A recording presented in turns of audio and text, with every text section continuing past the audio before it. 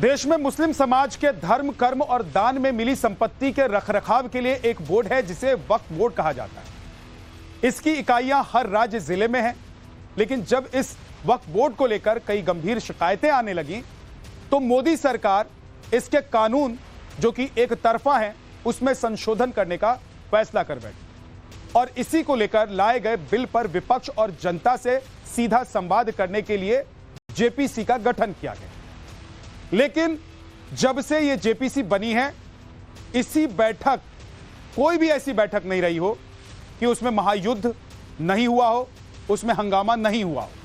हालात कई बार ऐसे हो जा रहे हैं कि कहा सुनी से आगे बढ़कर तू तू मैं तक बात पहुंच जाती। अभी पिछले साल अक्टूबर में कल्याण बनर्जी इतने गुस्से में आए कि तैश में अपना हाथ चोटिल उन्होंने कर लिया। अब सवाल यह है कि आखिर वक्फ बोर्ड की जेपीसी पर इतना बवाल क्यों है? मोदी सरकार जो फैसले करती है उसे तुरंत नतीजे तक पहुंचाना चाहती है, तो क्या विपक्ष इसी में अड़ंगा लगा रहा है? और क्या जानबूझकर बिल में डिले करना चाहता है विपक्ष? आखिर विपक्ष का मकसद क्या है? क्या काम करने की जगह सिर्फ हंगामा करना ही विपक्ष का मकसद है? आज इसी पर बात करेंगे, लेकिन बड़ी खबर सबसे पहले इसी से जुड़ी हुई आपको बता देता हूं। वक्त संशोधन बिल पर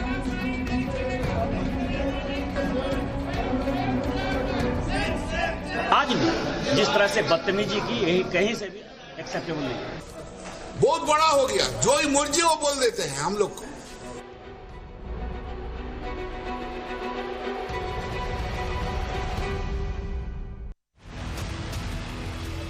होती दिखाई दी, शेम के नारे गूंज रहे थे और बवाल बढ़ता ही जा रहा था। इसके बाद मार्शल बुलाने पड़े। इसके बाद बीजेपी सांसदों की तरफ से हंगामा कर रहे सांसदों के खिलाफ सस्पेंशन का प्रस्ताव आया, जिसे अध्यक्ष जगदंबिका पाल ने स्वीकार भी कर लिया। ये आप पहले देख लीजिए उस हंगामे की तस्वीर, उस बैठक की तस्वीर, क्या हुआ वहां पर।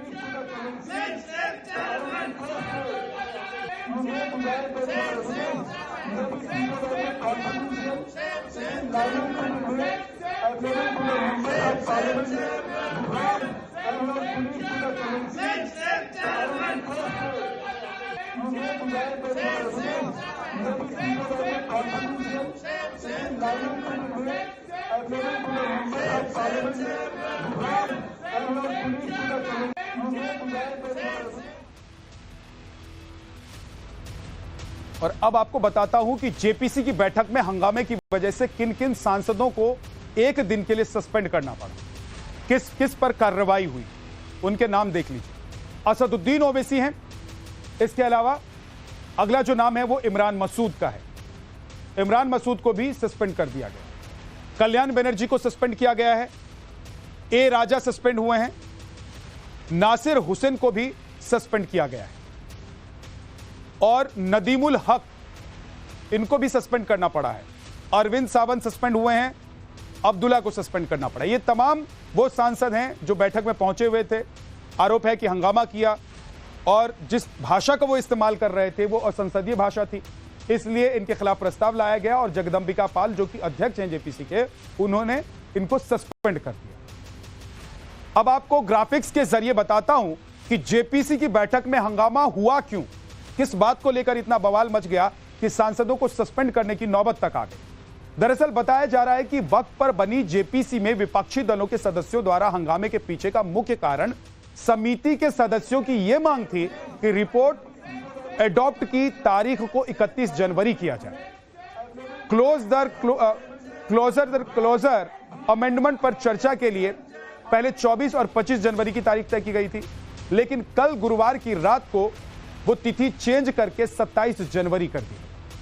विपक्षी सांसदों की यह मांग थी कि क्लॉज बाय क्लॉज के लिए बैठक 27 जनवरी की जगह 31 जनवरी को कर देनी चाहिए और इसी को लेकर हंगामा हुआ तो मामला इतना बिगड़ गया कि प्रस्ताव लाकर विपक्ष के सांसदों को जगदंबिका पाल जो कि अध्यक्ष हैं उनको सस्पेंड करना पड़ा।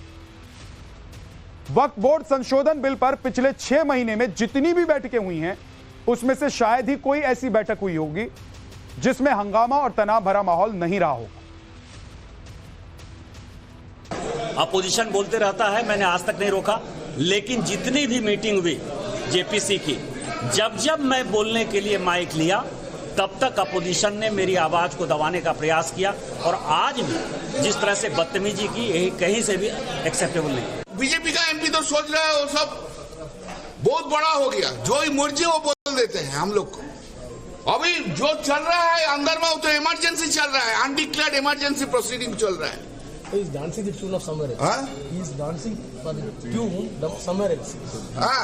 क्यों उन्होंने सिर्फ इधर बैठा है, लेकिन किसी का एजेंडा फिलअप करने के लिए कर रहा है, पॉलिटिकल मोटिवेटेड।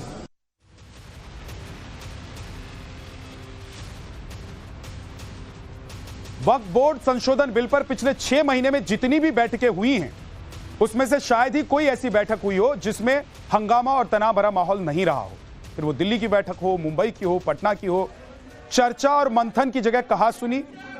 ये 2 तस्वीरें आप देखिए, कमोबेश इसी तरह के हालात हमेशा बैठक में रही है। एक तरफ आज की तस्वीर है और दूसरी तरफ पिछले 8 अक्टूबर की तस्वीर है, जब कल्याण बनर्जी खुद को तैश में आकर चोटिल कर बैठे थे।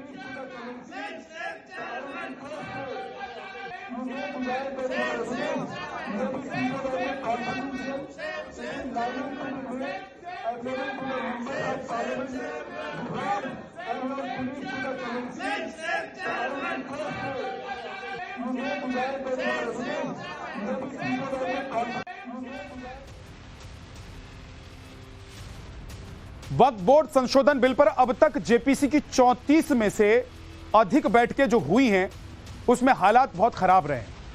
कैसे हालात बने इन बैठकों में, उस पर जरा एक बार नजर डाल लेते हैं ताकि आप भी समझ जाएं कि बैठक की जगह क्या हो रहा है। 26 सितंबर 2024 को बैठक हुई। इस बैठक में जमकर हंगामा हुआ। यहां बैठक में सांसद नरेश महस्के और कल्याण बनर्जी एक दूसरे से भिड़ गए। मामला बहस के बाद तू मैं तक पहुंच गया। इसके बाद अगली बैठक 22 अक्टूबर 2024 को हुई।